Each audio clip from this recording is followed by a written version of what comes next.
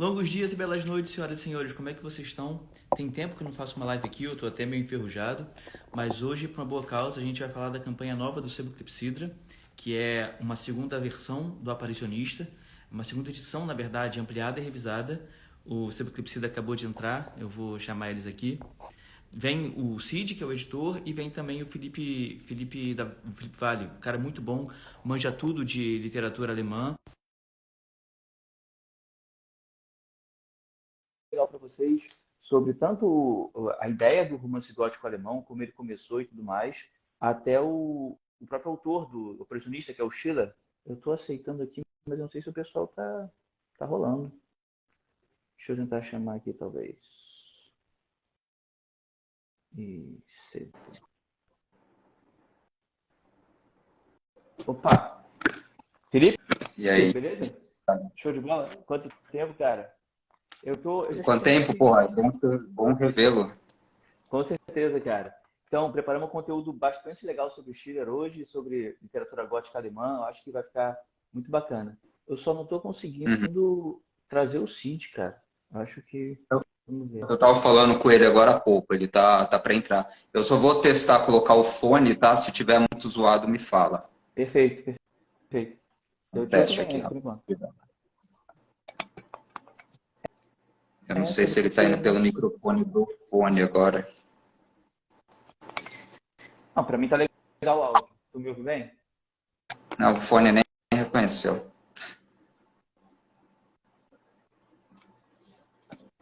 Ah, Não, de boa. Eu acho que vai voltar. vamos deixar assim. Eu acho que é que tá com um ruído de ventilador, mas se tiver muito zoado, me fala, tá? Eu desligo Show. aqui. Não, mas por enquanto tá de boa aqui. Enquanto o Cid não entra, cara, achei Uhum. muito legal a gente trazer de novo o Aparicionista e agora numa edição maior, vai ter novos extras e tudo mais, né?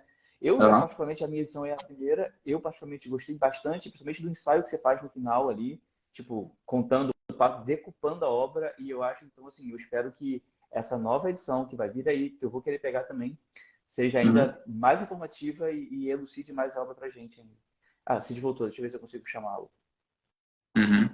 Aí, Sidão, fiz o convite aí, cara. Vê se vai rolar. Essa edição tá recheada, cara, porque a gente continuou pesquisando sobre esse livro, né, e suas origens. Inclusive, a gente continuou com o projeto de lançar esse Schauer Romane da Alemanha e descobrimos várias coisas nesses anos, né? Foram quase 3 anos de pesquisa. Então, tudo que a gente, sei lá, estava lendo alguma coisa e ela anotava. Falei, isso daqui vai virar alguma coisa para as próximas edições, né?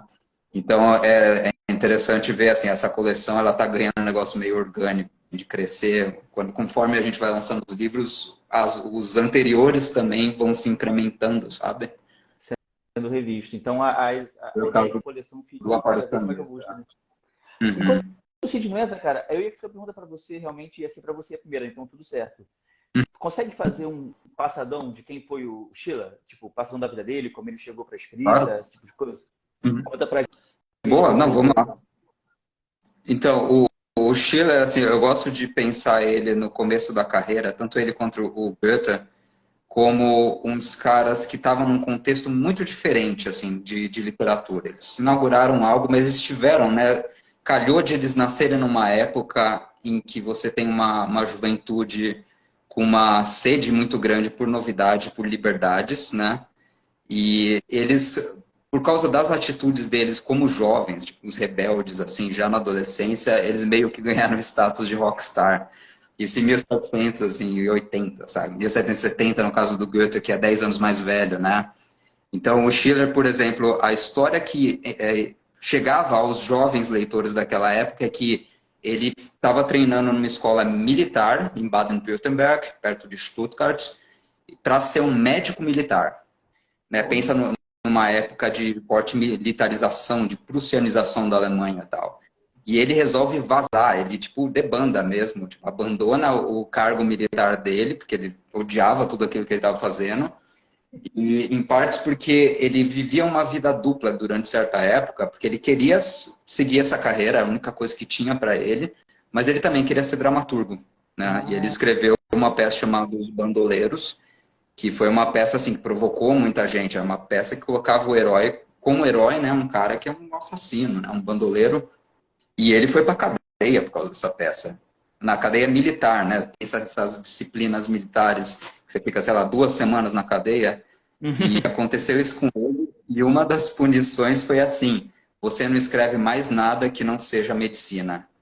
Porra. E ele não aceitou, né? Virou um dilema pessoal para ele. Então ele aproveitou uma noite em que a nobreza local estava num grande banquete, uma noite escura, de tempestade, e ele e um mano dele chamado Andreas Streicher vazaram, sabendo que, assim, é como se você abandonasse um cargo, né? Pensa assim, um funcionário público aqui abandonando um cargo. Você perde esse cargo, mas no caso da Alemanha, ele nunca mais pôde voltar para o estado natal dele, senão ele ia ser preso. Caraca.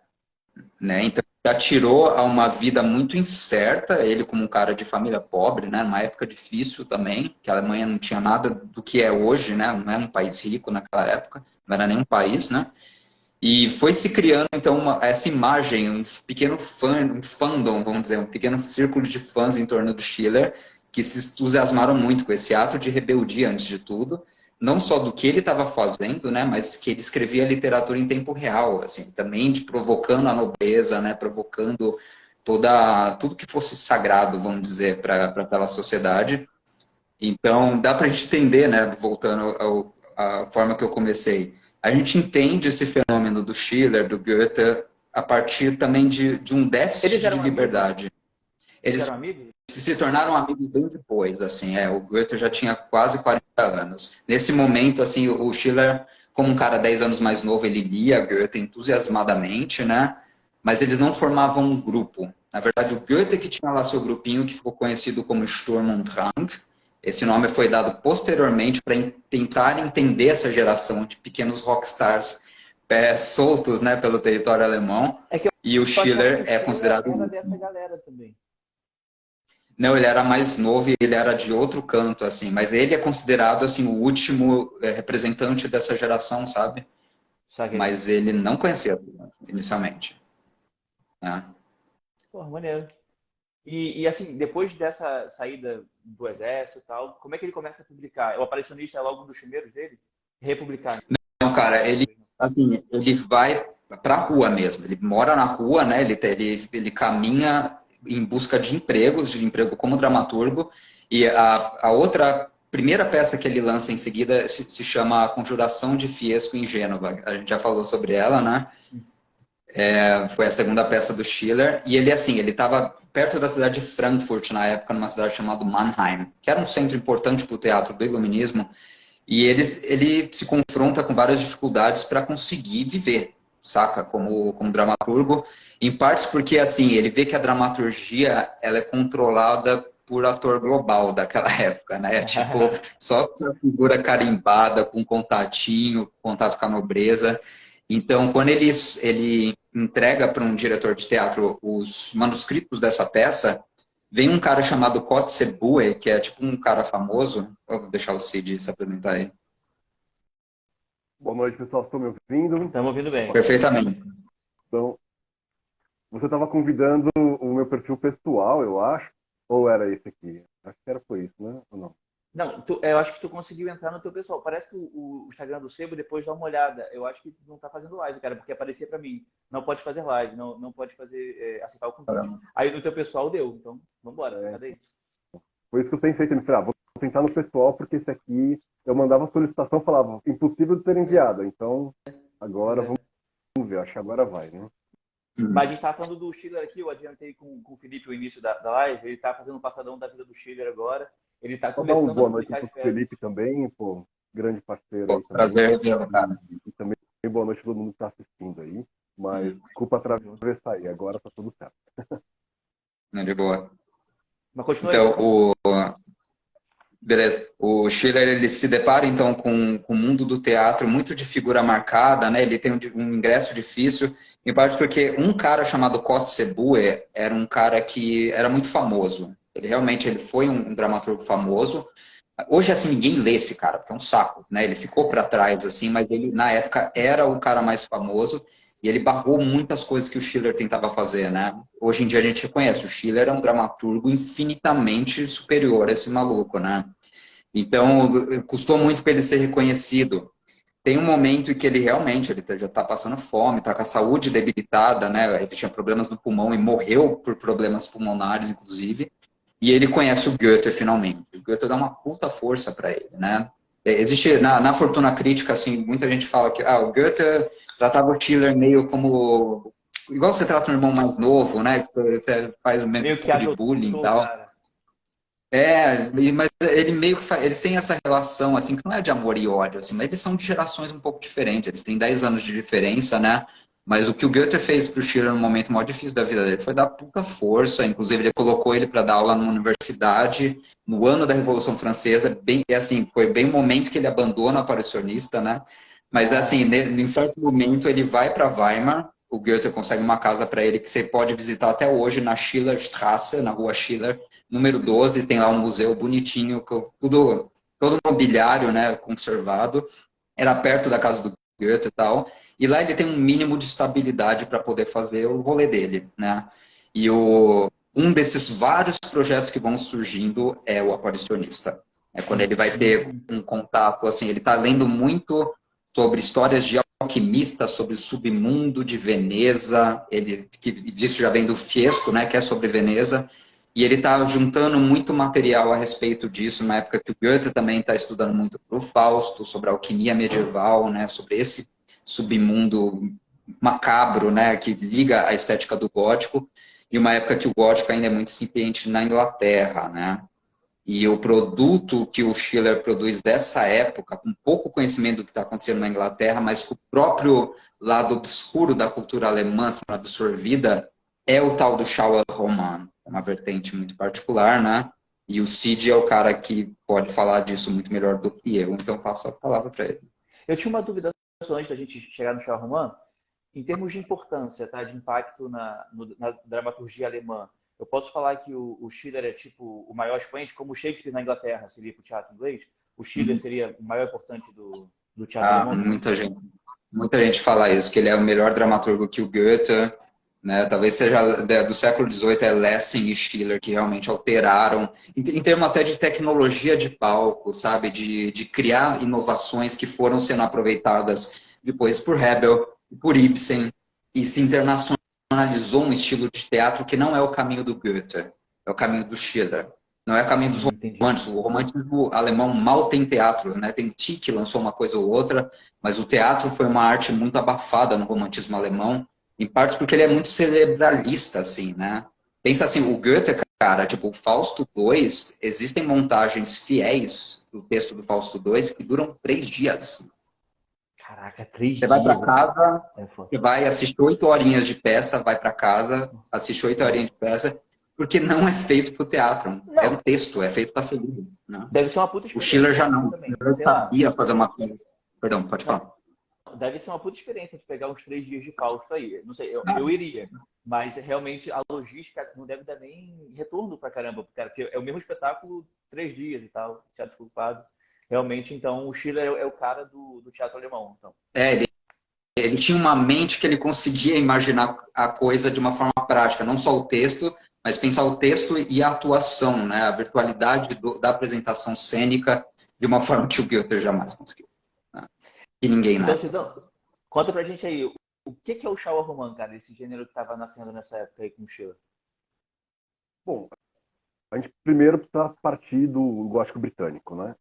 Porque se a gente for pensar, de Walpole até o aparicionista, o que existe ali, né, no romance gótico britânico? A gente tem o Castelo de Otranto, a gente tem o Vathek, a gente tem o Velho Barão Inglês, a gente tem ali essas obras como grandes expoentes do que foi produzido, né, nesse início, né? São obras com pouco impacto, né, na trajetória dos romances que vieram ali nas décadas imediatamente posteriores à publicação deles, né? Mas quando você tem essas obras circulando, você tem derivações automaticamente, né, ganhando mais espaço do que elas. Então, o Castelo de Otranto, por exemplo, ele virou conto, alguns meses depois de o romance sair, ele virou peça também, né, com outro título, um amigo do Walpole transformou o Castelo de Otranto numa peça, e o gótico narrativo, né, de prosa, ele foi um experimento que estimulou principalmente o teatro, né? Então, nessas décadas de 1760, 1770, 1780, o gótico está muito forte, muito presente no teatro britânico, né? Existem levantamentos, inclusive, né, a coleção Larpent, por exemplo, que reúne milhares de textos teatrais ali britânicos, se você observar ali, você vai ter acesso a centenas de peças, né, que são consideradas dramas góticos, né, que de alguma forma seguem esse imaginário. Mas nem a narrativa curta, né, o gótico tinha fincado raízes fortes, nem no próprio romance, que foi como ele nasceu nessa manifestação canônica que a gente considera ali esse primeiro protótipo, né, do Walpole. Então, o que acontece é que a gente precisa olhar para o Reino Unido, para o drama do Reino Unido, e, ao mesmo tempo, perceber como que, via teatro, alguns desses temas chegam ali nos territórios que hoje a gente vê como a Alemanha, né? Então, assim, a gente está falando de peças que vão tratar, por exemplo, da ambientação medieval com temas históricos, com temas ligados ao que eles chamavam, né, de um drama de cavalaria, né, o Drama. Então, esse Drama, ele vai tratar, por exemplo, de eventos históricos significativos ali da Alemanha, né? O Goethe, do braço de ferro, né? O Goethe von Berlichingen, que é esse aí Baita que a livro, Ethel baita livro. explicou, é o maior exemplo, né, desse Drama, né? E também nós temos, né, assim como o Goethe escreve esse que é o principal Drama, nós temos também os bandoleiros, né, do próprio Ele Schiller, falou, que ele é falou. o Räuberroman, desculpa, estou confundindo com o romance. O Räuberdrama, ou seja, é um drama de salteadores, né, que tematiza, né, os marginalizados, que tematiza a resistência dos marginalizados contra o status quo, né, e uma espécie, né, de tratamento da moral dessas pessoas sem tanto tabu, sem tanto moralismo. Então, o fato de ele ter tratado, né, o chefe desses bandidos no drama como uma pessoa com uma certa dignidade quase que satânica à moda do Milton, né, pensando no Satanás de Milton, com essa altivez, com esse orgulho, né, faz com que esses dois grandes pilões do drama ganhem muito espaço, né, nos palcos alemães. E aí, da junção desses temas, né, de você ter populações marginalizadas vivendo vidas que não correspondem, né, à moralidade burguesa e pequena burguesa, né, você ter uma espécie de fascínio pelos tempos antigos, pelas revoltas políticas dos tempos antigos, né, pela tirania sendo vilanizada, né? Ou seja, a nobreza ela não é mais tão insensada acriticamente nessas obras. Não é uma coisa assim de, olha como os reis eram bondosos, né? Ah, Ricardo Coração de Leão ali fazendo, né, seus atos ali cheios de nobreza. Não, é você tratar a nobreza como uma classe que oprime camponeses, né? Você tratar da dignidade da vida camponesa, das revoltas da vida camponesa, da dignidade dos marginalizados e também da violência que envolve, né, essa reação, né, essa espécie de tentativa de respiro num ambiente opressor, né? E aí, quando você tem esses dois tipos de drama ganhando espaço, alguns teóricos, como o Devendra Pivarma, que é um indiano, vão tratar a junção desses temas, né, como o nascimento do Schauerroman alemão. Né? Então, quando esses temas vão para a prosa, você mistura um pouco essa questão de um passado, né, que vem com algumas insígnias da época da cavalaria, mas tratado com uma mentalidade, uma ótica mais moderna, né? E também essas histórias de ciladas, de bandidos, de personagens marginalizadas, né? Então, assim, quando você mistura essas duas coisas, você tem, segundo o Varma, o nascimento do Charles Roman. Essa não é a única visão, né, que existe. Existem outras visões, né? Um crítico como o Patrick Bridgewater, por exemplo, vai tratar o Charles Roman como uma das várias possíveis formas de configuração do romance alemão da época. E aí é uma forma de você tratar de forma temática esse assunto. O Charles Roman seria, então, o romance de calafrios, ou seja, o romance que vai buscar causar um efeito estético do horror no leitor. Mas você tem outras vertentes que ele vai, por exemplo, tratar como romance necromântico, o romance da sociedade secreta, o romance de Illuminati, o romance de bruxaria, o romance de tribunal secreto, né? E tudo isso, de alguma forma, está relacionado dentro desse grande grupo, né, que o Charles Roman, em algumas concepções, se torna como um guarda-chuva conceitual, um guarda-chuva temático, né? Então, você pode falar de Charles Roman como se fosse uma maneira de você tratar de tudo isso. Romance de doppelganger, romance de sociedade secreta, tudo, né, dentro desse grande guarda-chuva. Romance de inquisição, né? E aí, eu costumo ser mais simpático a essa visão, né? O Charles Roman como algo mais amplo mesmo, né? Mas isso é uma visão também que vem dos críticos, não são os autores da época que se definiam assim e tal. E aí, dentro desses grandes filões do romance, né, nós temos um, que é o Aparicionista, que é considerado por muitos o primeiro Charles Roman e o primeiro Geistesseher Roman, né? Que é o primeiro romance de aparicionista ou o primeiro romance necromante, né? E além de tudo, né, de todo esse contexto que o Felipe já trouxe aqui, né, da inserção do Schiller na cultura alemã, eu fiz uma listinha aqui que eu gostaria de comentar alguns pontos, né, dessa conjuntura histórica que vai preparar o terreno para o aparecimento do aparicionismo, né? Então, a gente tem, por exemplo, na filosofia, né, o Immanuel Kant, na filosofia, ele estava tratando, por exemplo, da crença em fantasmas, né? Então, em 1776, ele escreve um livro, um tratado, chamado, ele vai publicar isso anonimamente, seria Sonhos de um Aparicionista explicados pelos sonhos da metafísica, que é uma espécie de paródia, né, do Swedenborg, que é esse sueco que supostamente aprendia, né, e tinha certas conversas mediúnicas com espíritos, né? Então, os espíritos costumam conhecer muito do trabalho dele, os teosofistas, etc., né? Então, assim, na época, alguns filósofos alemães achavam isso completamente absurdo, né?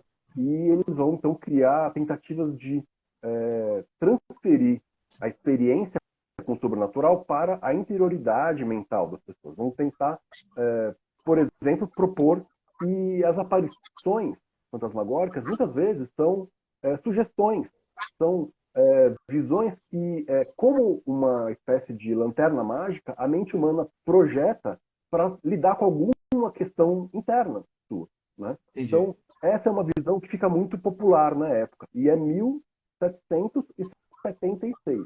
Né? Vamos guardar essas datas. Depois, vamos pensar na teologia, né?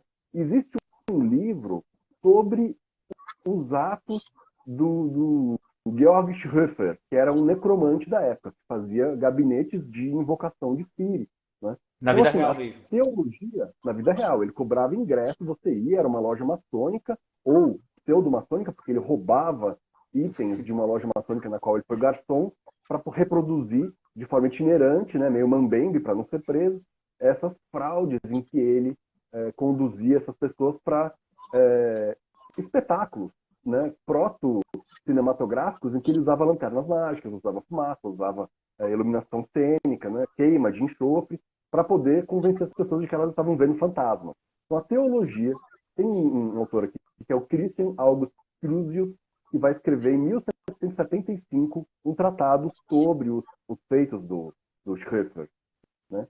Além disso, no entretenimento, né, em 1791, ou seja, 2 anos depois ali do final da publicação, né, das partes seriadas do Aparicionista, um sujeito chamado Philidor vai começar a apresentar o que ele chama de Hauptsächliche Geister, agora não sei pronunciar direito, o Felipe pode me ajudar, mas é algo como Erscheinung, não sei, mas é basicamente assim, algo como apresentação de fantasmas ao estilo do Schroeder, né? Ou seja, ele transforma o que o Schroeder fazia como necromancia real em espetáculo, né? Ele fala, olha, agora é tipo um trem fantasma, você paga para ver aqui projeções da fumaça, ele não, mas ele já admite que é algo de entretenimento, ou seja, depois do aparicionista. Então é importante a gente pensar que antes de o Sheila publicar o aparicionista,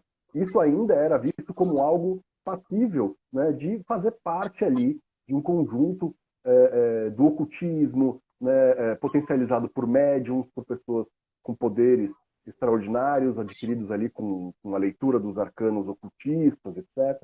Né? A gente tem, por exemplo, também debates políticos. Então, no direito, né, a gente tem uma revista que é de novo, perdoem-me pelo meu alemão, né, mas alguma coisa como Berliner Monatschrift, uma coisa assim, Monatschrift, não sei, uma coisa assim, que é algo sobre os julgamentos de bruxaria na Alemanha, que é de 1784, portanto, antes do aparicionismo. Que é o quê? É uma discussão, né, jurídica sobre se é possível aceitar testemunhas que estão incorporando espíritos. Ou seja, você tem lá uma testemunha que senta lá e fala, olha, eu sou fulano de tal, Beltrano me matou. Aí ele chacoalha e fala, agora sou eu de novo. O espírito foi embora. Isso, as pessoas estavam discutindo que podia ser usado como prova em tribunal. Entendeu? Então, era uma discussão muito recente. E o debate público europeu, né, estava ali também debruçado sobre a prisão do Cagliostro, né, que é um dos grandes farsantes ali da Europa, que circulava pelas cortes, e não por acaso, né, o Felipe pode também mostrar ali o que ele publicou.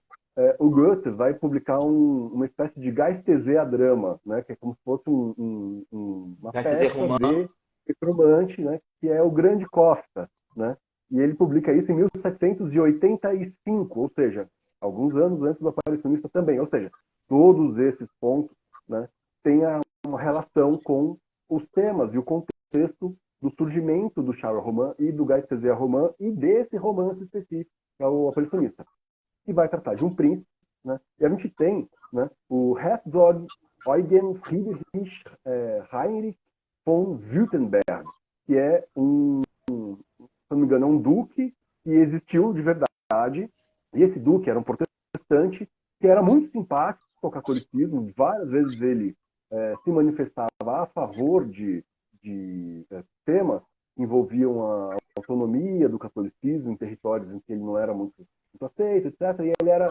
visto como alguém que poderia debandar do protestantismo para o catolicismo, fazendo com que um principado alemão perdesse a influência luterana e passasse a ter influência papal, né? Então esse era um perigo da época, um medo muito grande da época, né?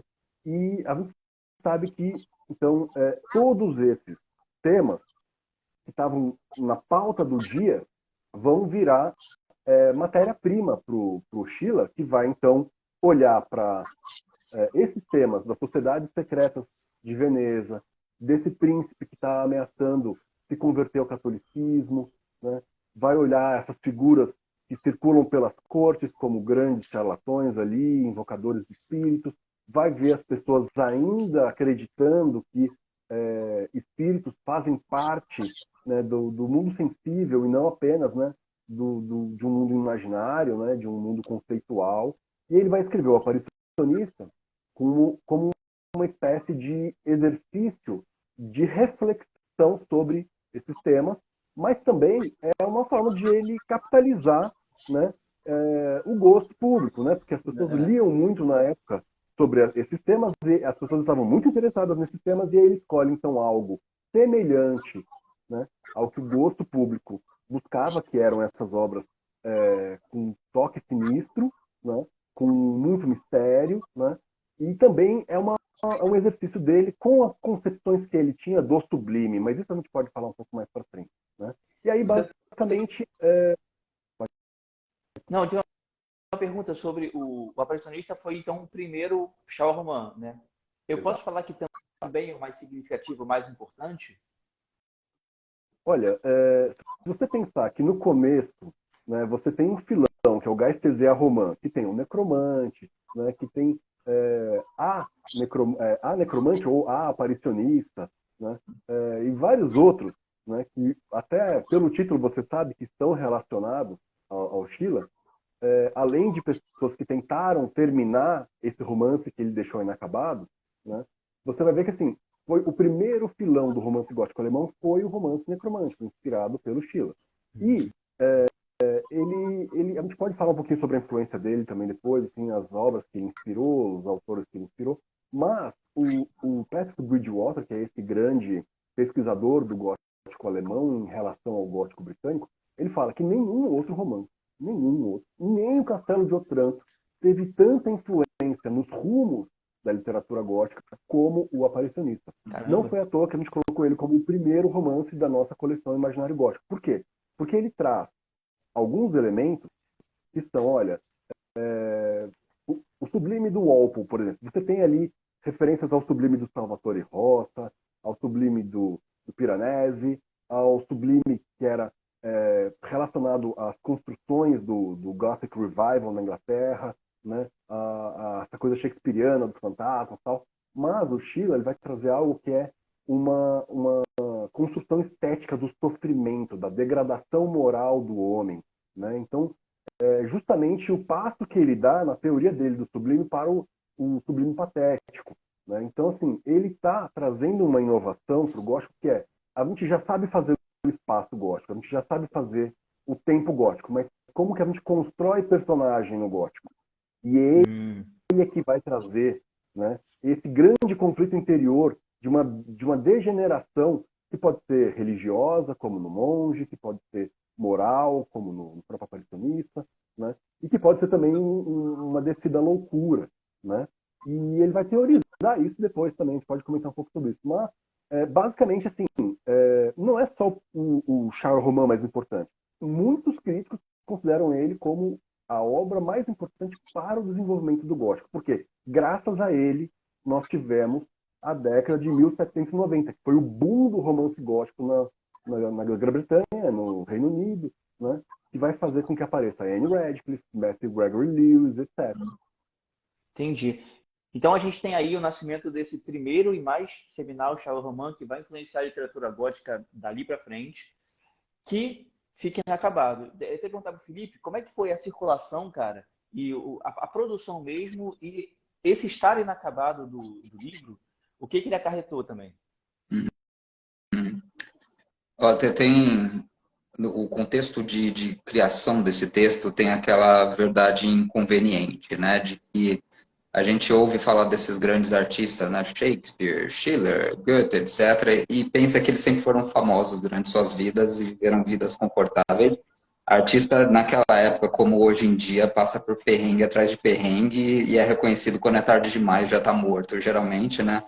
É o caso do Schiller. O Cid apresentou muito bem, né, o fato de que ele se aproveitou de temas que estavam no imaginário popular, interessava ele pessoalmente, mas interessava o público em geral, né? E ele se aproveitou desses temas, sobretudo quando ele criou uma revista. Foi das formas de ele pagar as contas. Naquela época era comum, né, que os escritores não só lançassem seus livros e tentassem se aventurar no mercado editorial, mas também fizessem revistas que funcionavam como grandes fóruns da opinião pública, em que eles podiam soltar teorias também, né? Pensa que é a época do iluminismo, existe todo esse interesse do desenvolvimento do intelectual público, né?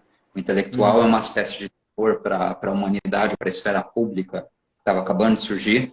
E o Schiller, assim, a gente pode entender ele como um iluminista de carteirinha.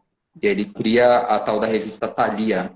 Lançou várias obras dele, do Goethe, e ele começa a publicar fascículos desse romance do aparicionista entre 1786 até 9.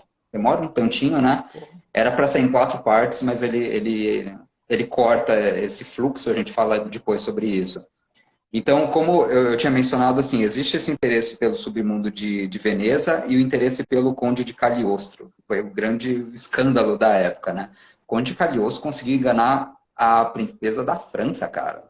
A mulher do Luís XVI, né? A Maria Antonieta pagava mesada para esse cara ficar em volta dela, lendo a mão dela e fazendo... Assim, eles passavam a perna em todo mundo, né? E a gente gosta, a gente conhece os tabloides. É legal ver gente rica sendo feita de troco, né? Disso vive o tabloide. Naquela época não era diferente, né? Então, ele meio que transporta essa realidade, né? Essa dinâmica da enganação para um contexto do livro dele, né? Ele narra uma narrativa de que você tem um príncipe alemão meio desgarrado pelas ruas de Veneza, que é um lugar totalmente selvagem, e ele cai também nos encantos, vamos dizer, né? De um ocultista tal. E o Schiller, ele se enjoa dessa história, isso que é muito interessante. Porque você tem o quarto, eu estou consultando aqui, você tem, o texto sai no quarto fascículo da revista Thalia, em janeiro de 1797, né? E a segunda versão dele, a segunda parte. E um resenhista na época, ele chama nos seguintes termos, ele fala, esse é um ensaio, uma Aufsatz, altamente interessante, escrito com maestria, e continua falando. O livro não é reconhecido como um romance, como ficção inicialmente. É um ensaio, caraca. É reconhecido inicialmente como uma história verídica sobre um nobre que realmente estava sendo enganado como a porcaria da princesa da rainha da França estava e tantos outros nobres, né? E o Schiller, ele vê assim, puta, tá virando um monstro, né? Várias histórias de terror começam assim, nessa época, né? William Austin também nos Estados Unidos, tá? Tem vários outros escritores que vão escrevendo e as pessoas se envolvem de tal forma que o autor não espera. E o Schiller, assim, ele está começando a se cansar nisso, dessa história, né? Ele está mudando os interesses artísticos dele.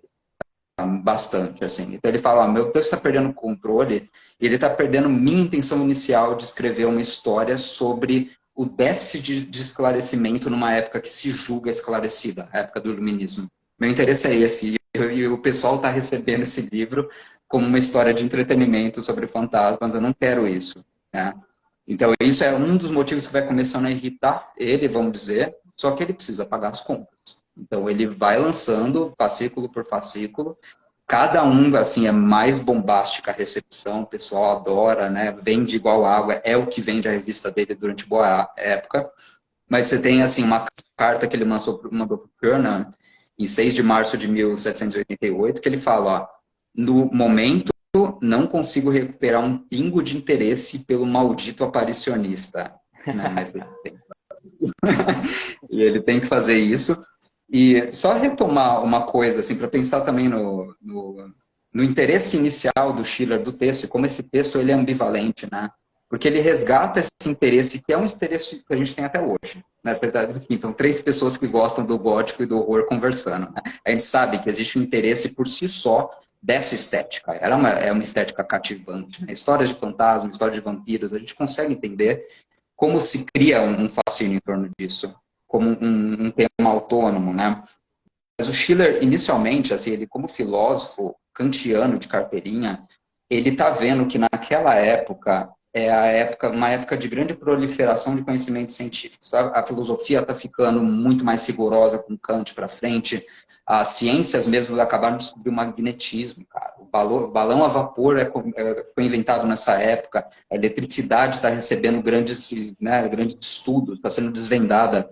Então, é um mundo... Shelley logo depois, né? Totalmente. Não, ela é parte disso, né? Embora ela venha um pouco depois, mas é parte desse fascínio pelas ciências. E é uma época em que as ciências, elas não são igual, assim, era na astronomia, pensar em Kepler.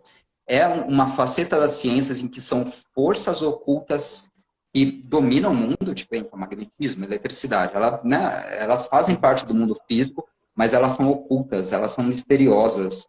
Não é igual você descobrir regras da física mecânica. É você desvendar um mundo de forças misteriosas que movem as pessoas e o mundo, e isso abriu uma lacuna imensa para charlatão, assim. Então é um momento de proliferação de gente que faz magnetismo animal, tipo Franz Mesmer, o Cagliostro mesmo, né, atribuindo a si uma autoridade científica em que ele vai, por exemplo, te trazer sua vovozinha no corpo do fulano aqui, você vai conversar com a sua vovozinha e ele vai dar uma legitimação científica para isso. Então, o Schiller, como iluminista, ele está preocupado com essa fase também da história da humanidade. E ele vê, cara, a gente tem, né, que repensar nossos princípios, temos que ser cada vez mais rigorosos com a nossa filosofia, com a nossa ciência. E ele vê que o texto dele está fazendo, né, enfim, ele parou de cumprir a tarefa inicial dele. E quando estoura a Revolução Francesa, daí muda tudo. Daí o Schiller larga esse texto de fato, mas eu acho que a gente pode pular um pouco essa história e passar para frente, né? Tem muita coisa ainda a se falar. Vamos. Mas esse Não, é o contexto muito louco de produção desse texto, né? não, dá para ver que o cara bebia de várias fontes, né? Ele era bem antenado, assim, ficava pegando antenado para todo o que estivesse fervilhando em termos de conhecimento na época. Mas eu ia Mas falar com o Cid, que ele ele falou. se pensava mais como filósofo, tá? Teve uma época que ele se pensa mais como historiador, como filósofo, do que como escritor. E acho que a missão dele é mais voltada à filosofia, que é o esclarecimento. Oi, Jesse, você comentou aqui qual é o assunto da live. A gente está falando do Aparicionista, a editora Clepsidra, junto com a Etia, tem essa coleção chamada Imaginário Gótico, e eles estão republicando uma edição, fazendo uma segunda edição do primeiro romance da coleção, que é o Aparicionista, um romance escrito pelo Friedrich Schiller, que a gente está falando agora do contexto dessa obra. Eu botei aqui no comentário pinado o link para a campanha, porque a campanha está aberta e eles estão já correndo, são 35 dias, se eu não me engano, né? Então, catarse.me/Schiller, esse link que está fixado aqui, você vai cair na campanha onde você pode apoiar o projeto e receber esse livro agora ampliado. Depois eu vou perguntar o que ele tem de ampliação. Mas seguindo a linha de raciocínio aqui, o Cid falou que o aparicionista atravessou fronteiras de país e foi influenciado na Inglaterra, no Reino Unido. O quão seminal foi essa influência? Qual é o peso da influência do aparicionista lá no Reino Unido ou na própria Alemanha também? Você consegue especificar melhor? Vamos pensar assim, em 1792 já aparece o D.H. Estebana, que é o livro que a gente conhece hoje como O Necromante, né? Que a gente poderia traduzir o título original como Aquele que conjura espíritos ou O Exorcista, né? A gente não usou o Exorcista porque iria, né, fazer uma relação muito direta com o William Peter Blatty, né? E também a versão cinematográfica da obra dele, que é muito famosa. Então, para não vender gato por lebre, para as pessoas não se decepcionarem ali de pensar que está pegando uma coisa e está pegando outra, a gente optou pelo título britânico, que é The Necromancer, né? Então, essa obra, ela, no prefácio, ela já avisa, fala, olha, existem obras com assunto semelhante no mercado, espero não ser taxado de, né, plagiador, mas eu vou seguir um rumo diferente, né? E o que ele faz ele parte da mesma premissa, né, com algumas diferenças, tal, e realmente ele vai tentar fazer algo focado numa literatura de entretenimento. Então ele vai pegar exatamente esses dois elementos que estão à base do Charles Roman, então as histórias de salteadores, de bandidos, de chefes de bandos que estão assombrando as pessoas, e esse elemento sobrenatural, né, dos invocadores de espíritos, das assombrações, ele vai misturar tudo num romance só, né? E ele faz isso de forma exemplar. Você tem um castelo, por exemplo, que é visto por algumas pessoas como um castelo mal assombrado, ao redor do qual você tem ali a caçada selvagem, né, que é uma coisa mitológica, que vem lá da religião nórdica, né? E também ele conforme você investiga, um covil de salteadores que usam o QG dos caras para poder...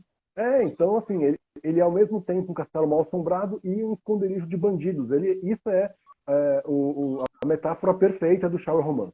É o terror, né, real dos bandidos que podem te dar um tiro e o horror de você entrar em contato com algo que não pode existir, né, que não deveria estar ali, que é você vê um fantasma na sua frente, alguém que deveria estar morto, etc., né? Então, essa conjugação é um grande exemplar desse filão, né, que surgiu na Alemanha, né? Mas a gente tem inclusive uma lista de obras no livro que você pode consultar no final do livro e vai falar de outros exemplares desse filão. Nós temos o Hoffman fazendo o Espírito Elemental, por exemplo, The Elementa Geist, que é uma homenagem ao filão do Geistes Roman, por exemplo, dos Geistes Romani, né, em plural.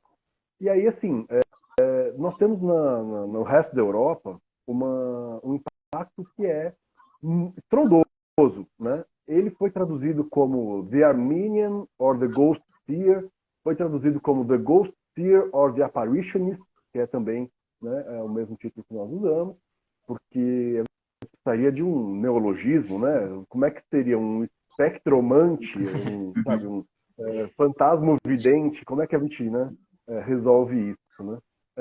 Em Portugal eles usaram o visionário, mas o visionário é aquele que vê à frente do seu tempo, o cara que tem gente que vai chamar, sei lá, o Elon Musk de visionário. Como é que você vai associar um vocábulo que está tão na lama assim com um negócio do Sheila, sabe? Então, sim. Melhor não. é complicado, né? Melhor não. E aí, o que a gente fez? A gente pegou, então, usou esse título, né? Então, na Inglaterra, a gente tem essas traduções, e elas foram muito influentes, né?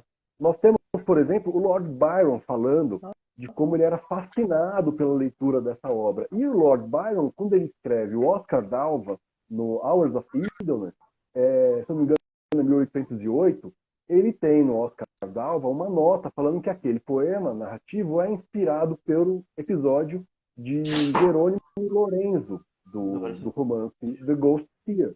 Então, Byron, sendo quem ele era, cria uma onda de interesse renovado ali, né? Um interesse renovado assim, décadas depois, quase 20 anos depois, pelo romance.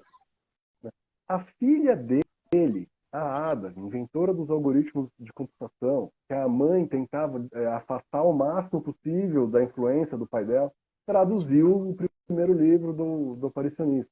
Né? Olha. Você tem o Beppo do Lord Byron, por exemplo, se passa em Veneza, com ele falando declaradamente que tem cenas inspiradas pelo aparicionista.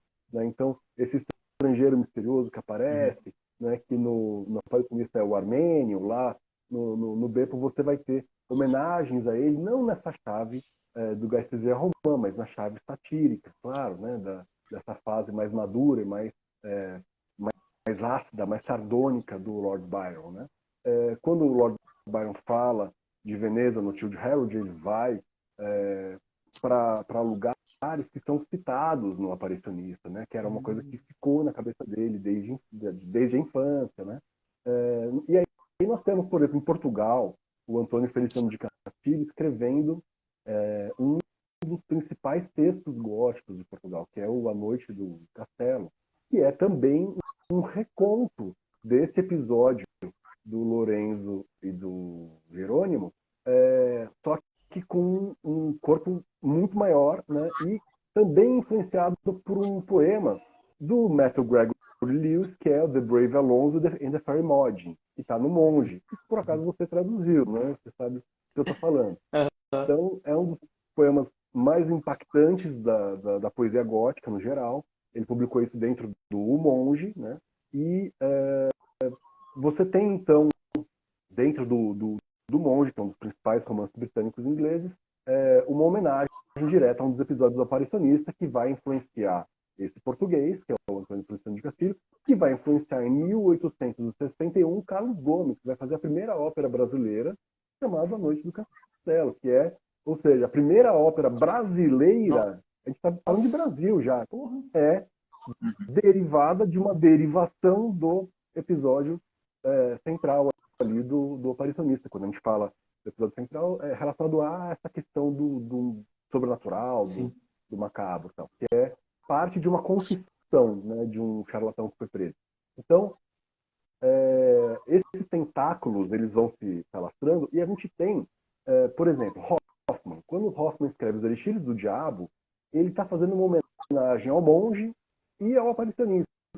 Né? Então, você tem no Elixires do Diabo uma coisa que é a mulher que posou para um quadro como modelo, e aí esse quadro perturba, né, a paz de um monge, e esse monge depois encontra essa mulher de carne e osso e começa a se perder e tal.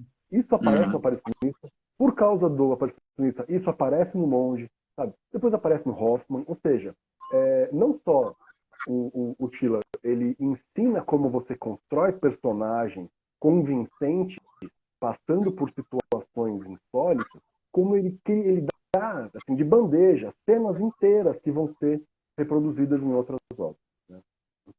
Então, eu poderia, assim, eu concordo que ele tem um impacto como inspiração para a estrutura, ou seja, essa questão estrutural da construção de personagem.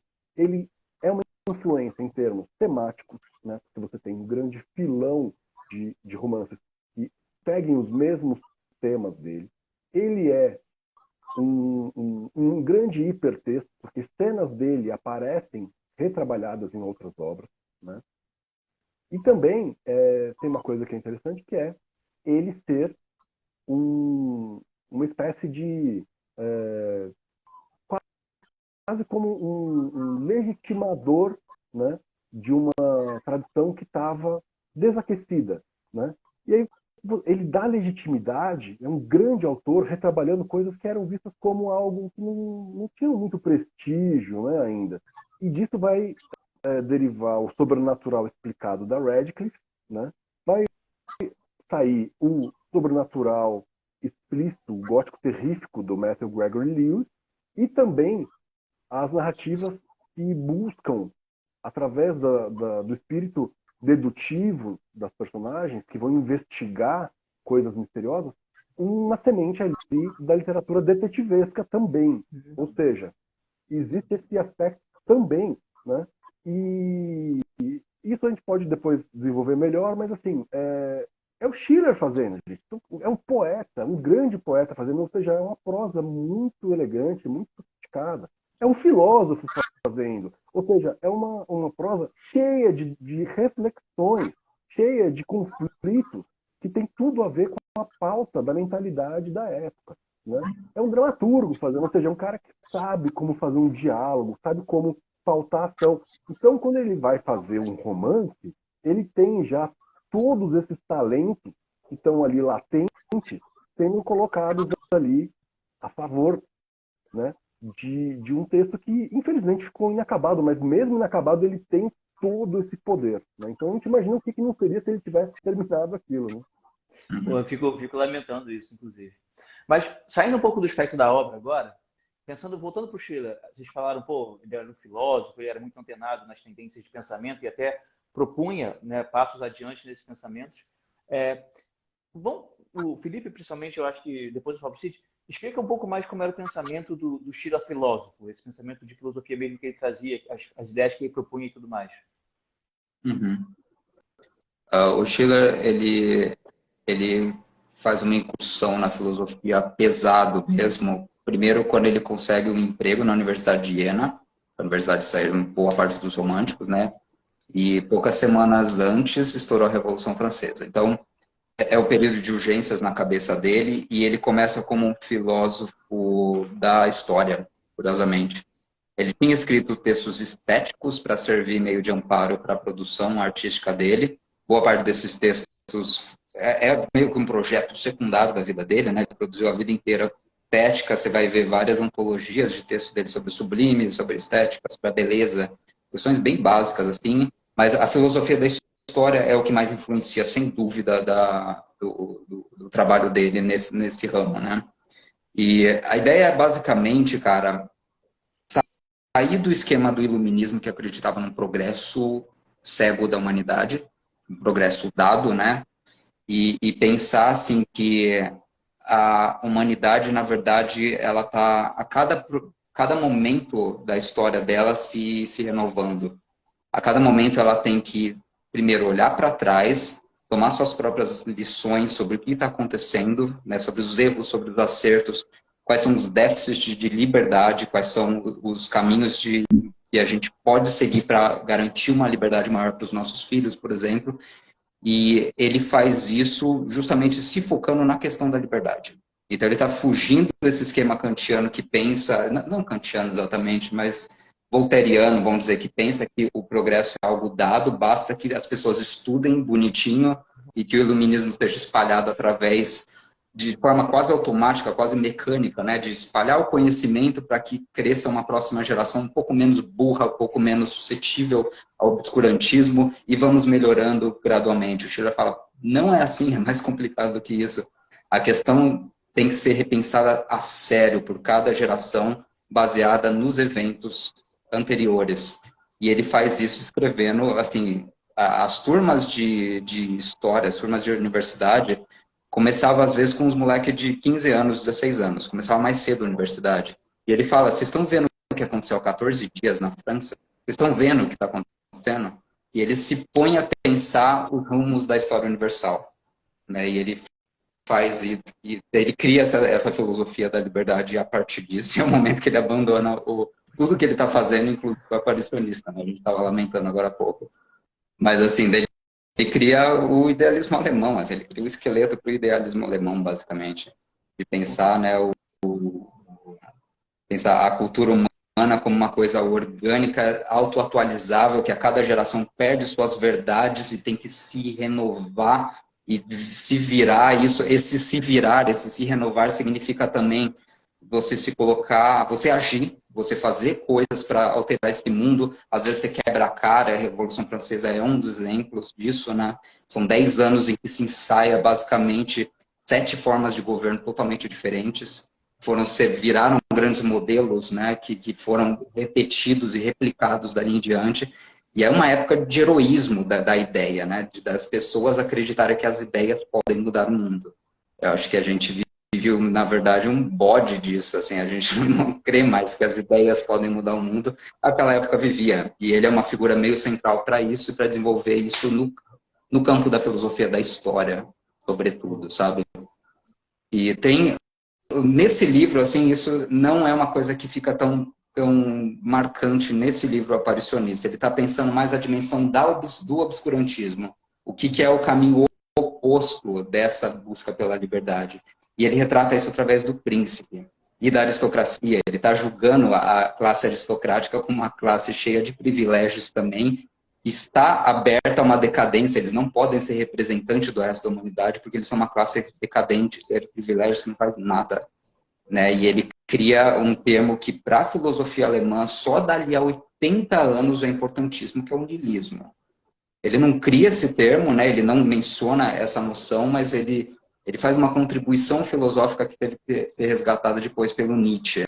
Se me permite falar um pouquinho sobre isso, eu acho que é central, mas a gente vai ser forçado a viajar um pouco no tempo para 1870. Bora. Que assim, quase 100 anos depois, só que você tem também um momento de crise, de virada na história da humanidade, e que o Nietzsche está começando a escrever, e ele está olhando para a Rússia. Na Rússia teve um movimento chamado nihilistas russos. Vocês já ouviram falar disso? Eu não conheci, não. É uma coisa mó curiosa. O Turgenev é um dos caras que estão nisso, né? Faz parte da literatura, mas assim, é uma geração que está começando a desacreditar o cristianismo, antes de tudo. Pensa naquela época, né? Tipo, os caras se assumindo ateu do nada, assim, colocando a cara a tapa, escandalizando todo mundo. E eles falavam, olha, já que não existem valores que estão sendo enfiados goela abaixo da gente, né, garantidos pelo divino, a gente pode reinventar nossas vidas. Daí eles viraram tipo uma mini vanguarda, sabe? E eles começaram assim a fazer orgia descaradamente, sem tentar esconder, usar droga pra caralho, né? Parece as gerações assim dos anos 60 para frente. Mas assim, isso já começou de uma forma muito escandalosa e numa época que ninguém tinha coragem de fazer isso. E os nihilistas russos, assim, a cada ano você via no jornal umas matérias escandalosas falando que eles mudaram totalmente. Então, aquele cara que começou nesse clima de putaria, ele virou um padre, porque ele decidiu durante as andanças dele que seguir o caminho para virar um padre é o ideal. Outros viraram revolucionários e foram lutar em guerras contra os otomanos, assim. E por aí vai, assim, a cada ano você viu os nihilistas russos realmente moldando as suas personalidades e recriando o que é a vida de um ser humano, o que um ser humano pode fazer, né? E o Nietzsche, ele retoma isso e ele fala, vocês estão tão escandalizados, vocês alemães, carolas, mas no fundo, o que esses livres pensadores russos estão fazendo é viver no mesmo clima que nós estamos fazendo. A diferença é que nós, alemães carolas, a gente vai para a igreja e a gente finge que acredita. Nós, numa época científica, né, finge que acredita no misticismo cristão, seus santos, seus mártires, suas virgens que parem Messias, né? É um teatro de falsidade, na verdade, de descompasso que a gente está vivendo, que ele está chamando de niilismo, em que os nossos saberes, o que a gente sabe sobre a verdade da vida, não corresponde às nossas ações. E essa é a cultura decadente do fim do cristianismo. E o Nietzsche faz isso como quase um filósofo maluco, né? De declarar o fim daquela era, o fim desses valores. Na verdade, o niilismo ele surge como uma crise do cristianismo e da cultura ocidental. E ele não está falando isso como alguém que está louvando e falando, a gente tem que ser niilista mesmo. Não, ele está falando que isso é uma crise que a gente tem que resolver. Porque o resultado disso, na verdade, é uma humanidade decadente que vive por força de inércia e que não vai parar em lugar nenhum. Né? E ele toma uma missão filosófica para si, que vai lá, onde a minha filosofia crítica, mas realmente crítica às tradições, à religião, aos valores, à moral, onde ela me levar, eu vou seguir. Essa é a minha missão filosófica. Ele fala, porque talvez isso crie uma nova forma de autonomia, uma nova forma de pensamento filosófico que vai servir de modelo para a crise atual que a gente está vivendo. Eu vou fazer isso com a minha vida, se vocês quiserem fazer o mesmo, vocês leitores, façam. Façam o que você quiser. Porque não existe Deus, não existe valores. E essa é a missão do Nietzsche, né? E ele foi considerado um louco, né? Ele morreu louco, aliás, mas por causa de sífilis, é outro papo. E quando o pessoal que começa a se interessar por isso, pela ideia do niilismo, assim, começa a resgatar textos do passado, eles viram que na carta 4 do Aparicionista do Schiller, já tem um tratado niilista, assim, escrito pelo príncipe, falando várias coisas que o Nietzsche está escrevendo no Zaratustra como o último homem, né? Como esse modelo do homem que perdeu seus valores e vive a decadência aceitando ela. Então eles começam a resgatar e falar, porra, isso está um século atrás do Schiller, cara. Isso está no Klingemann, né? Que é um livro que vai sair pela Ex Machina, Vigílias Noturnas também. Eu tive o prazer de... Existe um interesse, né, de nós, de resgatar essa tradição niilista, né? E pensar que o niilismo é uma deflagração de uma crise da humanidade da qual a gente não se virou. A gente não se livrou dessa crise ainda. A crise da queda dos valores, não uma crise pautada assim, no moralismo. E falar, essa juventude está perdida, né? Tem que voltar a Deus, ou tem que voltar às artes. Não é isso não resolve nossos problemas. A gente vive uma crise de valor porque os valores caíram por si só. Né?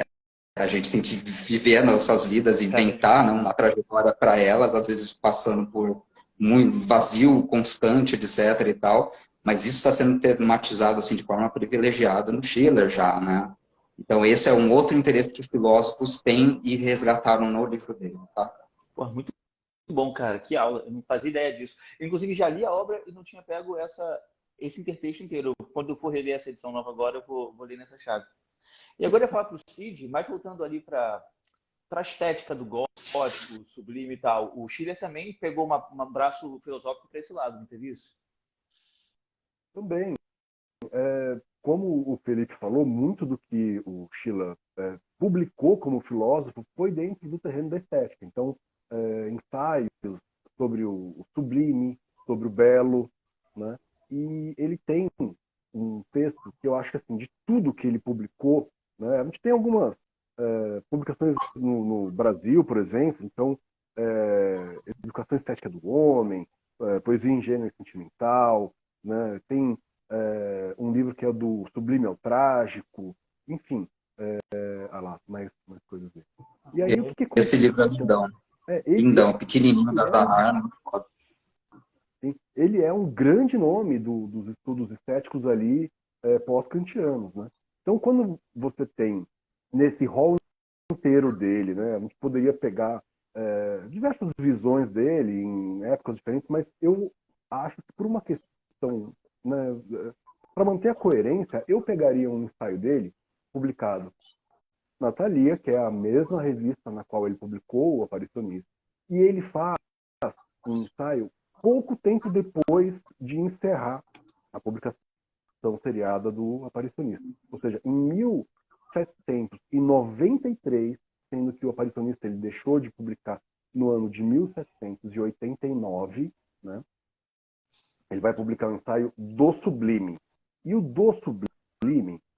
uma reflexão dele sobre o conceito de sublime do Kant, né? Então, o que ele está fazendo? Ele está dialogando com o Kant e tentando dar um passo além. É um texto curto, mas é um texto muito impactante, né? Muito significativo da contribuição estética dele como filósofo, né? E eu ouso aqui, é uma coisa que eu nunca vi ninguém defender, mas fica aí uma dica, se tiver alguém ouvindo esse vídeo aqui da área de estética, fazer um artigo ou aí um projeto aí de pós para investigar a aplicação, né, desses conceitos na prosa de ficção do Schiller, porque ninguém me convence do contrário. Eu acho que o aparicionista na prática, né, os experimentos que ele fazia de uma ampliação do sublime kantiano. Antes de ele colocar no papel e sistematizar, né, essa conceituação dele. Né? Porque se a gente for pensar, nós temos ali no Burke, nós temos no Kant, uma sistematização muito recente ali do que é o sublime do século XVIII ali, né? O Burke e o Kant tinham a mesma visão? É que eu só conheço o do Burke. Era parecido? Olha, é bem parecido, assim, tipo, em termos de grandes temas. Se pegar grandes temas, eles vão pegar, por exemplo, a questão da natureza para aprofundar o sublime. Mas, assim, como cada um trabalha, né, o Burke ele vai simplificar as coisas pegando, por exemplo, noções muito triviais assim, de positivo, negativo, e vai começar a associar o belo positivo, belo negativo, Entendi. prazer positivo, prazer negativo, terror, tal, e ele vai associar essas coisas e vai começar a criar subconceitos como a obscuridade, o deleite. Então, assim, você tem uma ameaça, e depois dessa ameaça cessa de existir, você tem, então, o deleite. Então, assim, o que é o jardim do deleite? É uma metáfora da falta de ameaças. Ou seja, você está em perigo, você deixa de estar em perigo, a sensação é a de deleite. Ele está pensando, então, numa espécie de prazer positivo ou é prazer negativo? E tudo isso ele está associando ao belo e ao sublime. Então, o Burke ele vai tratar de coisas muito semelhantes ao que o Kant vai tratar, né? É o mesmo ponto de partida, né? Mas ele vai, de uma forma muito simples, guiando o leitor assim, por categorizações novas, que são muito importantes para o gótico, né? Por exemplo, ele vai falar a obscuridade, qual que é a importância da obscuridade, da grandiosidade, da repetição, do infinito, né? Como causas do sublime. Então, vai pensar em sentidos, o doce está ligado ao belo, né? O que estaria então ligado ao sublime? Ele vai fazer esse tipo de reflexão. É uma filosofia muito mais acessível para o leigo, muito mais didática. Mais didática e assim é muito mais calcada num pensamento quase que ensaístico da filosofia.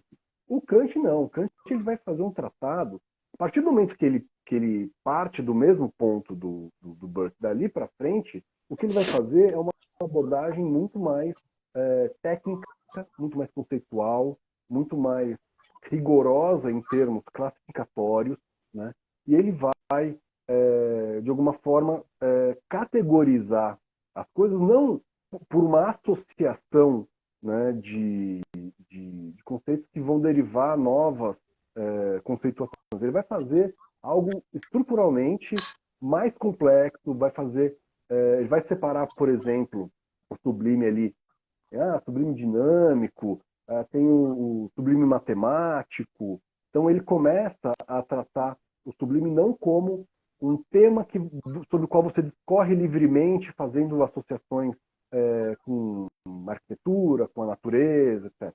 Ele vai tratar o sublime como algo que pode ser sistematizado com todo o rigor, né, possível ali. Então ele vai, por exemplo, vai se debruçar muito sobre a questão da natureza, desse sublime exterior, né? Então ele vai pensar essa questão, por exemplo, do sublime matemático. Ele vai pensar na incapacidade humana de apreender determinados conceitos. Você pensa, a gente tem dificuldade de pensar bilhão, por exemplo. Tem. Né? A gente consegue unidade, dezena, centena, milhar, tal. Um Aí milhão que começa é a falar, foda, né? milhão já começa a ficar difícil. Quando você fala bilhão, né, já fica. Tem até exercícios. Gente que fala, olha, gente, vamos pensar o que é um bilhão em segundos, o que é um bilhão graficamente, você criar comparações, assim, sei lá, o que é um bilhão de bolinhas de gude, um bilhão de notas, qual que é o tamanho disso, que é uma coisa muito absurda mesmo. E é esse ponto em que a gente chega, que que a nossa abstração não consegue mais representar a ideia, para ele é o sublime matemático. Por exemplo, grosso modo, tá? E você então o sublime dinâmico no Kant seria algo que é mais do universo ali da sensação, da relação do sujeito com a natureza, né? Então você tem, por exemplo, as tempestades, você tem as tormentas, os abismos, sendo dados como exemplos dessa natureza que apequena o ser humano e, estando em segurança, esse ser humano é capaz, se ele não está pensando na sua sobrevivência, né, se isso não se sobrepõe a outros sentimentos, ele consegue ter uma experiência estética, né, de perceber qual que é o seu papel diante daquela grandiosidade. Tá? Isso, assim, grosso modo, a coisa mais banal possível, ter um ponto de partida só para entender as diferenciações que o Kant faz. O trabalho dele é extremamente complexo, dá para fazer horas aqui de live só Outra sobre live ele. de Kant. O Burke ele é muito mais palatável, né, e muito mais fácil de você discutir e divulgar, né? Só que o que acontece? O Schiller ele vai pegar o Kant e vai repensar alguns conceitos, né? Então ele vai falar o sublime matemático ele vai tratar como sublime teórico, né? O sublime dinâmico ele vai tratar como um sublime prático, né? E aí ele começa então a trazer uma reflexão que vai colocar, por exemplo, como definição, né, mais basilar, né, o sublime como aquilo que, assim, aquilo diante do que a nossa limitação humana percebe os seus percebe os seus limites, né? Então a nossa natureza humana percebe os seus limites físicos, né? Mas ao mesmo tempo percebe a sua liberdade moral, o seu alcance moral. Né? Então é como se você tivesse a capacidade, né, de, sentindo-se humilhado, né, na sua pequenez humana por algo grandioso da natureza, você ainda assim ter a capacidade intelectual de vislumbrar aquela grandiosidade. Né? Ele começa definindo o sublime assim, e isso é kantiano, né? Também muito, muito semelhante ao que o Burke faz, é muito parecido com o que o Burke faz. Só que o Burke ele vai pegar, por exemplo, a arquitetura, vai pegar a poesia, e o Kant ele vai falar muito da natureza, da paisagem natural, do evento natural, do fenômeno natural, né? Ele vai explorar muito pouco esse sublime matemático, vai explorar mais o sublime dinâmico, né? O Schiller ele vai fazer o quê? Ele vai dar uma roupagem diferente dele para o sublime kantiano, vai falar, por exemplo, do papel de algumas categorias estéticas que não são tão discutidas. Né? Então ele vai propor uma discussão sobre o indeterminado. O indeterminado, para ele, né, está muito perto aí do que o Burke faz com a obscuridade, por exemplo. Né? Então, o que ele vai falar? Ele vai falar que o indeterminado ele contribui para o efeito de terror, ele é uma das fontes dos efeitos de terror, né? Porque você tem, por exemplo, na escuridão, uma indeterminação, né, do que jaz, do que espreita ali. E aí, a fantasia da pessoa em contato com a escuridão propicia a imaginação do que pode estar ali. Né? Então, o que ele vai fazer? Vai falar, olha, não é que a escuridão é a fonte do sublime, é a reação de alguém imaginando coisas indeterminadas na escuridão que é a fonte do sublime, certo? Coisas Entendi. assim, não sei se está muito Não, confuso. Assim, entendi, né? entendi. Faz sentido. E aí, o que ele vai fazer? No aparicionista, por exemplo, como que ele vai nomear o grande vilão que aparece? Ele tem vários nomes. Ele é chamado de Armênio, é chamado de Busto, e é chamado também de o Insondável. Ou seja, quer algo mais indeterminado do que o insondável. É Ninguém verdade. sabe se ele é um inquisidor, se ele é um ocultista, se ele é um político, se ele é um assassino. Ninguém sabe. Só sabem que ele, quando está ali diante de um necromante farsante, ele desmascara o cara e faz uma invocação que ninguém consegue desmascarar. Ninguém consegue apontar aquilo como uma farsa. Né? Essa série é incrível. Existem lendas sobre ele, de que ele morre durante determinadas horas no dia e depois volta à vida. Né? Então, ele é uma figura que é, para mim, uma tentativa do Schiller de colocar em prática um desses conceitos que ele levanta no do sublime, que é o indeterminado. E ele vai além, porque ele faz o seguinte, ele fala, olha, existe uma outra categoria estética, e aí é uma contribuição do Schiller, que é o sublime patético. Né? Então, o que seria o sublime patético? Para ele, o sublime patético, ele deriva de duas coisas. A primeira, né, como é que eu vou dizer? A condição de existência desse sublime é uma condição dupla. A primeira coisa que imprescindível, que tem que aparecer, é a representação do sofrimento alheio, numa intensidade que motive a nossa compaixão. Né? A gente tem que se compadecer da representação do sofrimento alheio, que deve ser feito num nível que atinge a nossa imaginação. Mas, ao mesmo tempo, a gente precisa ver a resistência moral a esse sofrimento. Ou seja, não basta apenas a gente ter contato com, por exemplo, uma obra de arte que mostre o sofrimento de alguém. É preciso que a gente veja como, moralmente, o sofredor, né, ou a sofredora reage É o bravamente Justine, pô. contra esse sofrimento. Pois é. É o Justine todinho. Tem tudo a ver. E aí, o que acontece? Você vai vendo como que a reação causa o sublime em quem não está envolvido com esse sofrimento. Ou seja, você não está sofrendo. Se você está sofrendo, você não pensa mais nada. Você não tem outro efeito. Você não está ali afeito à estética. Você está sofrendo. Então, assim, você, sem estar sofrendo, entrando em contato com uma produção artística que representa o sofrimento alheio e que mostra bravamente uma resistência moral a esse sofrimento, você está dentro desse Sublime ponto patético. do sublime estético, do sublime patético. E aí o que acontece?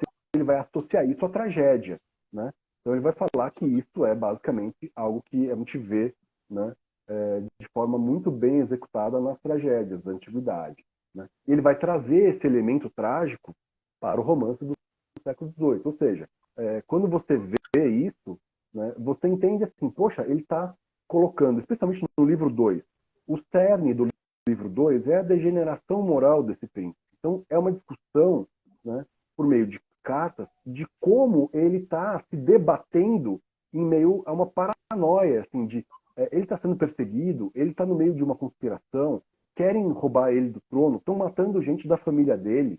O que ele faz? Em quem ele pode confiar? As pessoas que trabalham para ele são espiões? Tudo isso está passando pela cabeça dele. A mulher pela qual ele foi apaixonado por anos, né, ele coleciona um quadro de uma Nossa Senhora, né, de uma virgem, e descobre que a modelo que posou para aquele quadro, né, que fez ele se apaixonar por ela platonicamente, ela está viva e circulando pela região onde ele está. Entra em contato com ela, vê ela rezando numa igreja, né? Ela se interessa por ele começa a persegui-la. Então, assim, de repente ele fala, tá, mas ela conhece o insondável, ela conhece o Armênio. E Será aí? que é um estratagema de anos para me corromper? Então, assim, esse nível de paranoia é a contribuição que ele faz. E tudo isso que eu falei se encaixa perfeitamente com esse conceito do sublime patético dele, né? Então, assim, o que eu acho que ele faz, né? Pega o Walpole. O Walpole, ele vai colocar uma caverna cheia de esqueletos e, né, tem batalhas lá. Essa caverna o Walpole falava muito do sublime do Salvatore Rosa, do barroco italiano, da pintura. Você tem claustros com escadas e, né, um labirinto intrincado de alçapões entre o castelo e essa caverna. E esse é o sublime do Piranesi. Ele fala disso também, fala para as pessoas conhecerem o Piranesi, né, descreve, né, como que são. E os cárceres, né, as prisões imaginárias do Piranesi, são isso que ele faz nessa descrição da descida da Isabela pelos claustros do castelo. E em cima é um castelo gótico, né, algo que o século XVIII estava redescobrindo como um valor estético apropriado até para o seu próprio tempo. Ou seja, não importa que seja algo medieval, a nobreza olhava para esse estilo como algo que representava melhor a sua classe do que qualquer outra coisa. E aí, o Schiller vem e traz algo que é uma maneira de enxergar o sublime dentro da cognição da pessoa. Então, assim, ele traz o sublime para dentro da experiência subjetiva. E é isso que ele faz com o Príncipe. Então, eu acredito, na maneira como eu vejo, assim, né, quem estuda o sublime vai, com certeza, encontrar muitas outras relações muito mais impactantes ainda se debruçar sobre esse livro, né? Mas é basicamente o Schiller falando, olha, assim como o Castelo de Otranto é uma espécie de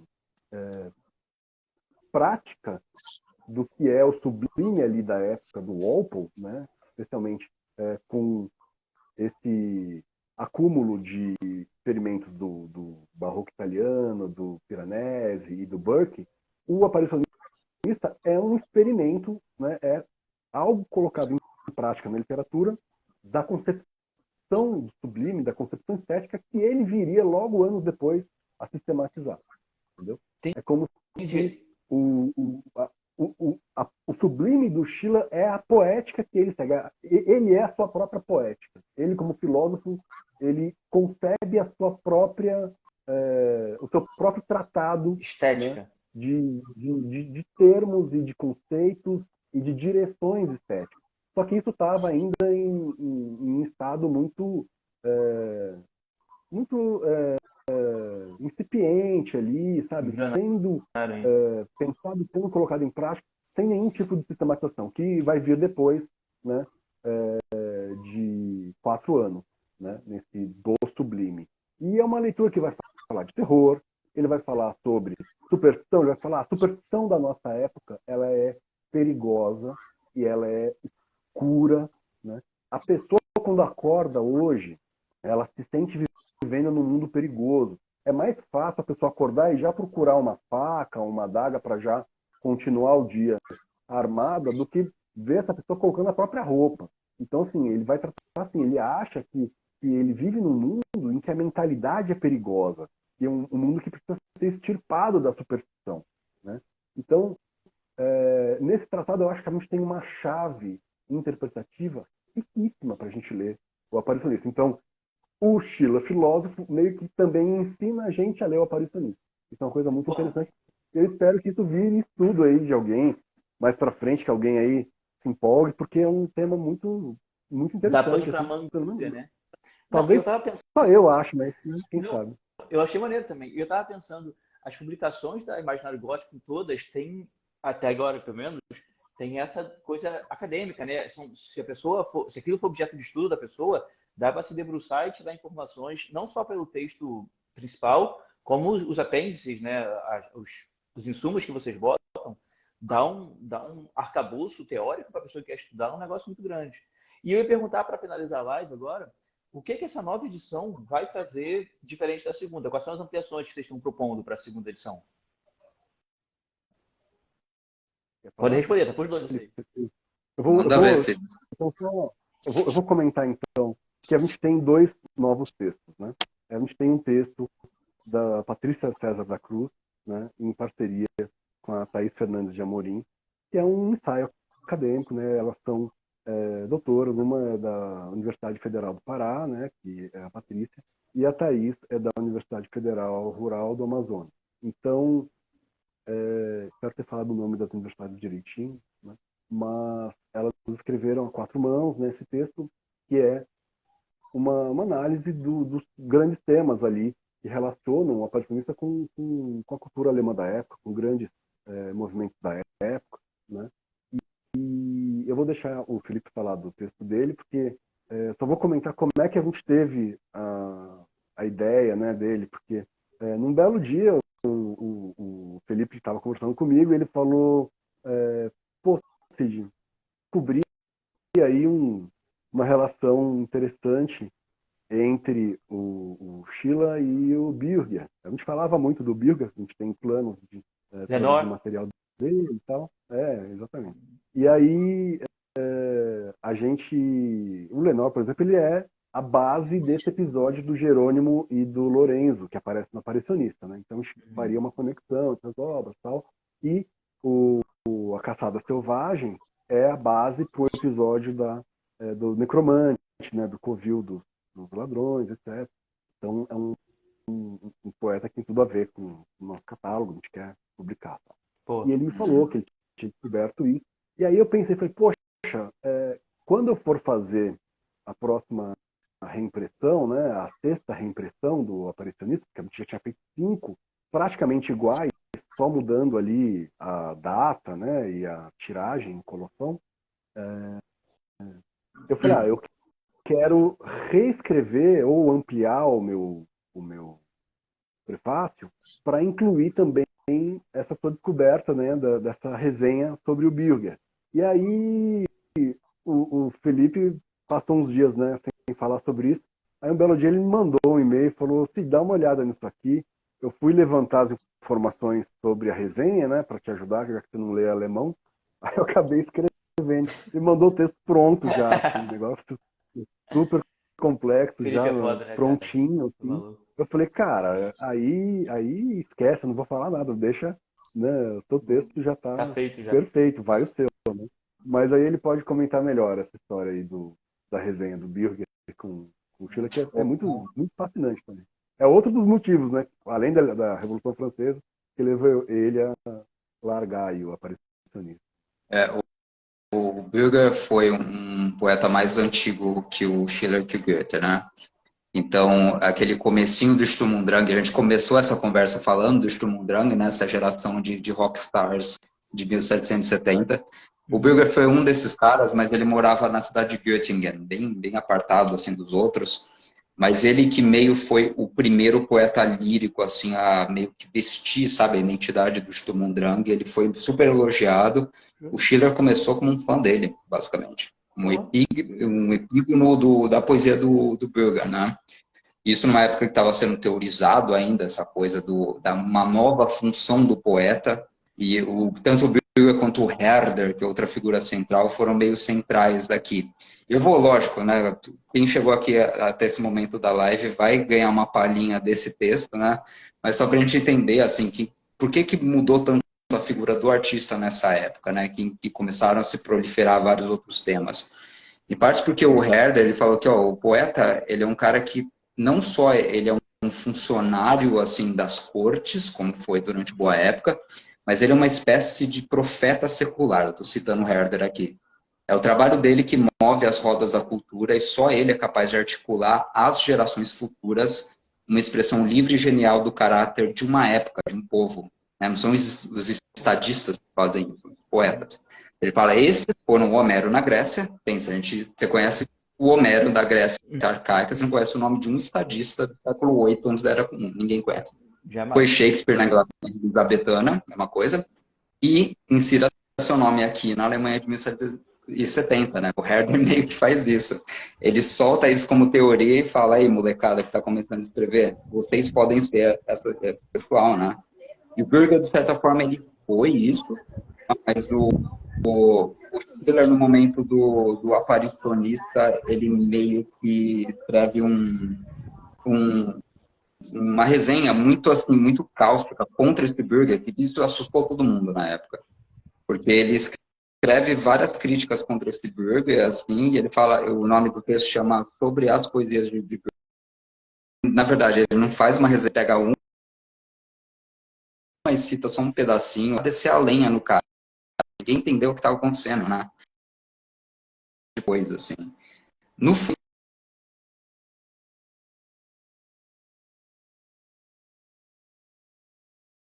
né, no aparicionista, assim. Você estava aí? Eu acho que você sumiu. Ah, de boa, de boa. Ah, de boa, de boa. Então, e o Schiller faz isso, assim, daí a gente escreveu uma análise disso, né, explicando a situação dessa resenha, e como o próprio Burger, já velho, assim, tipo, bem ruim em termos de situação financeira, de saúde, reage contra isso, né, foi uma puta de uma injustiça contra o Burger, assim, Pô, e enquanto o Schiller meio que pegou ele de boi de piranha para defender uma nova ideia de poesia e fazer uma crítica indireta aos românticos, né, e um trecho central disso, ele fala que assim, ó, apenas o entusiasmo, quando você está criando um texto literário, não basta. É necessário o entusiasmo de uma mente cultivada, que tem ideias filosóficas igual eu tenho. Né? Ele fala meio isso, é meio arrogante a postura dele.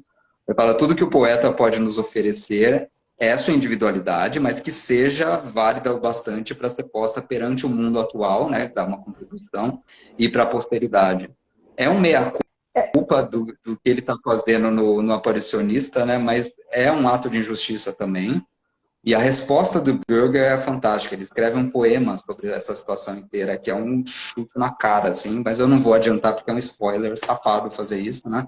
Eles vão ter mas o poema acesso a isso. vai estar no texto, na íntegra, traduzido o poema do Veiga? É Porra, eu traduzidinho quero ver. bonitinho lá no final do estado, né? Não, eu Mas é fiquei assim, dá pensando. para a gente ter ideia de um dos grandes. Assim, essas polêmicas entre autores era comum, é igual ver polêmica entre gente do hip hop, sabe? Tipo, é uma coisa que faz parte da cultura das cenas, assim. Elas são muito comuns, né? O Lessing tem suas polêmicas, os românticos versus Goethe e tal, mas. E essa é uma das grandes também, que ela é muito mal explicada, até na Fortuna Crítica do Schiller. E foi muito legal, assim, encontrar isso, porque ela ilumina muito dessa passagem do Schiller, do Sturm und Drang, do horror, do Schauerroman, para um Schiller clássico também. Ela abre para, né, para uma nova fase dele e explica o que a Revolução Francesa tem a ver com isso, o que o classicismo tem a ver com isso, né? E o que o Não, romantismo também, né, tem a ver com isso. Posso fazer um você estava parênteses falando? curioso? Claro. Só uma pequena Tudo bem? curiosidade. Aham. Isso acontece em Portugal também na questão Coimbra, né? Então nós temos ali no meio do século XIX os realistas ali numa carga contra os românticos.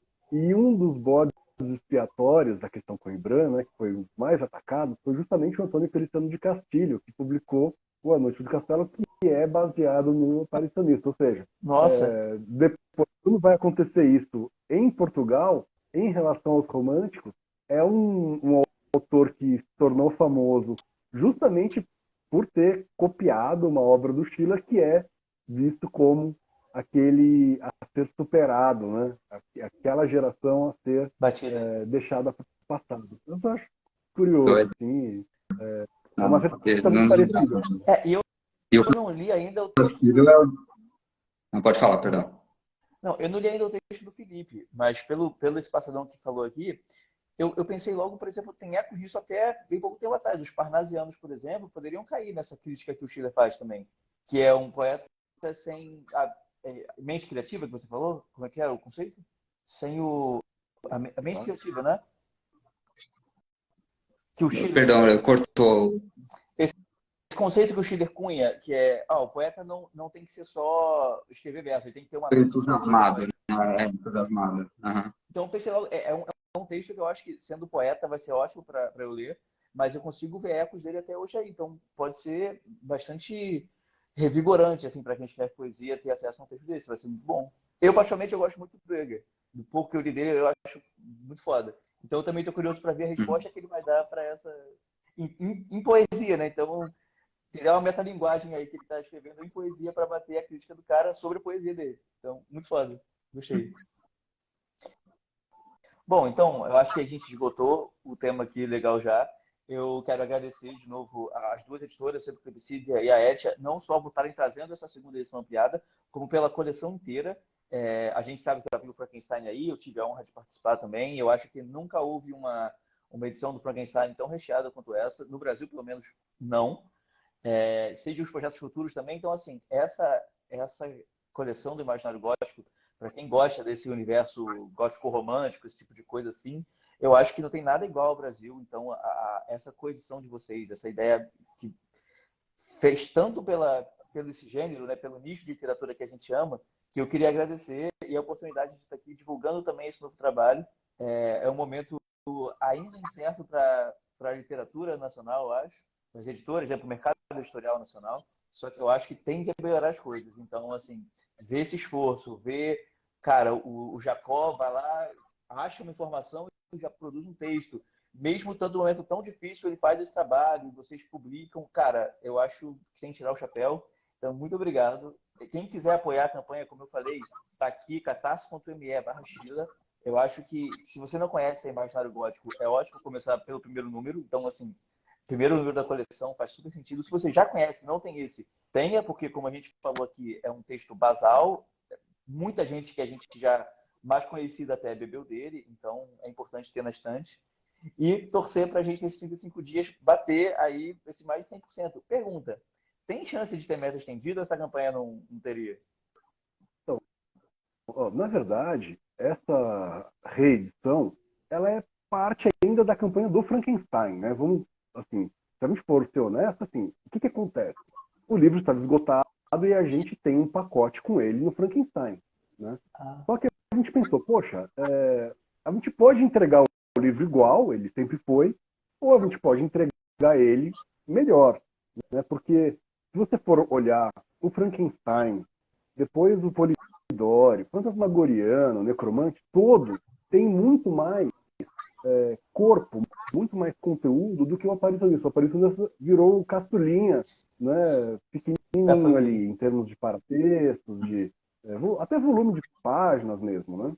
Então, a gente resolveu fazer não só a reimpressão para poder entregar, né, o livro para quem apoiou ele também como parte das recompensas do Frankenstein, mas para fazer uma espécie de nova abordagem do nosso catálogo, que é o seguinte: agora que as reimpressões são muito mais caras do que antes, depois que as gráficas subiram quase 100%, né, o custo, é mais fácil para a gente fazer com que um livro aprimorado venha como parte de uma campanha nova, do que simplesmente reimprimir o livro com recursos próprios, né, que é algo que está cada vez mais difícil. Né? Então, assim, é uma campanha flat, né? Se tiver um apoio, 10 apoios, o livro vai acontecer, não é um livro que precisa bater meta para existir, ele não precisa bater nem 100% para existir, e ele não vai ter meta estendida porque ele é feito para sair com esses 2 textos a mais de uma revisão e acabou. Não tem mais nada, ele não pode mudar mais porque ele está dentro da coleção. Então, assim, eu não vou botar um verniz nele, não nos outros, por exemplo, sim. Um tingimento lateral dele, não nos outros. Então, assim, o livro é esse, só que ele vai vir revisado, com 2 textos novos, mais páginas, umas 30 páginas a mais, talvez um pouco mais, talvez um pouco menos, né? Mas a ideia não é fazer uma campanha assim, uma coisa muito bombástica, uma coisa muito cheia de sabe, reviravoltas e novas metas. Não, é uma coisa mais relâmpago mesmo. Era para ter 20 e poucos dias, né? Mas muita gente começou a falar, pô, espera o cartão virar, não sei o quê, põe mais dias nos grupos, tal, e a gente aumentou para 35 alguns minutos antes de abrir a campanha. Mas realmente, assim, a gente não está criando um livro novo, né? Entendi. É algo que já teve 5 impressões. Boa parte de quem gostaria de ter o livro já tem, sabe? Então, assim, tem gente aqui que já leu 2 vezes, 3 vezes. Então, assim, não é uma novidade, uma coisa assim que, sabe? Ela é uma campanha diferente das outras. A gente está experimentando fazer uma campanha de uma reedição, que é uma coisa que a gente não tinha feito ainda, né? A gente fez com a Ex Machina a reedição do Lovecraft, em parceria, mas de livros da Clepsydra né? E no caso, Clepsidra barra Etia, ou Etia barra Clepsidra, a gente não tinha feito ainda, né? Então, não é que eu esteja blasé em relação à arrecadação, né, é sempre bom, mas é uma questão real, eu estou sendo transparente, assim, é uma reimpressão que virou uma reedição, porque a gente quer apresentar isso para vocês, né, esses novos conteúdos. E a campanha ajuda a fazer o livro chegar em pessoas que não sabem que a gente existe, que não sabem que a coleção existe, então é uma forma de ampliar o alcance também da obra, né, e falar um pouco sobre esse universo. Essa live, por exemplo, ela tem como pretexto a reedição, né? Mas a gente está falando de temas que podem interessar o pessoal que estuda literatura alemã, que estuda filosofia, que estuda, né? Eu não sou filósofo, Gótico, romântico. não se arrisca um pouquinho aí, né? Mas para falar um pouquinho do gótico, tchau romã, a gente tem aí algum conhecimento. Então, dá para a gente voltar a falar disso, que é uma coisa importante também, né? Então, tudo conjugado, né? A gente resolveu fazer como campanha, né? Mas é isso, não tem como ir além com outras metas, outros conteúdos. Não, perfeito. Faz sentido mesmo. É, querer rever, não, reiterar o convite, então, para quem quiser apoiar aí, catarse.me/Schiller. Obrigado, Cid. Obrigado, Jacó. É sempre um prazer falar com vocês. Eu sempre aprendo bastante. Quero voltar a fazer essas lives com mais recorrência. Eu estava com saudade de fazer, então vou convidar vocês para outros temas muito em breve. Então, estou aqui, Dia dos Cruzados. Quero que isso aí bata até mais que a meta, mesmo não precisando, para ter rendimento e a gente continuar. Vou continuar a divulgação aqui. Se você chegou depois no meio da live, eu vou deixar salva no IGTV, você pode ver desde o início. E não deixe de apoiar, não. Que esse livro aí merece, você não vai se arrepender. Então, gente, valeu. Muito obrigado aí, viu? Valeu. Boa noite a todos, valeu aí pelo convite, valeu, Felipe, aí pela parceria aí, pelo papo, Valeu. sempre bom te ouvir Tamo falar. junto, gente. Espero Abração. não ter falado muita besteira aí, os filósofos me perdoem, porque eu não sou filósofo, mas Não, foi ótimo. Acho que o pessoal vai gostar. espero ter contribuído aí com essas reflexões, tá, galera? Gente, valeu. Abração. Valeu. Abraço.